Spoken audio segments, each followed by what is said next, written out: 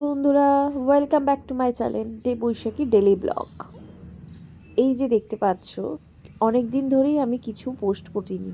আজকে চলে এসেছি কিছু পোস্ট করার জন্য। হ্যাঁ, এই আনন্দ মুহূর্তটা হচ্ছে আমার বোনের পাকা কথা। আমার বোনের পাকা কথা 17ই নভেম্বর।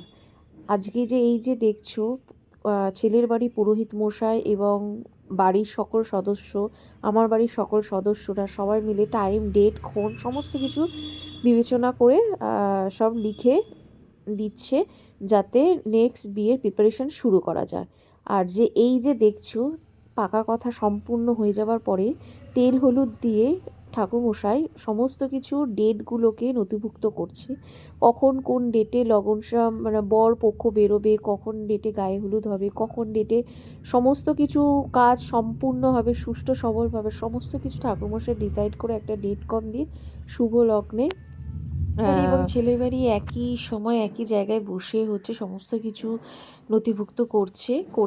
আর এই যে চলে এসছে আমাদের বরমশাই পুরোহিত মশাই তো একদম মাথা ধরে একদম বরমশাইকে সকলের সামনে প্রণাম করিয়ে দিচ্ছে, এবং তারপরে পুরোহিত মশাই একে অপরকে সবাইকে তেল টিকা দিচ্ছে।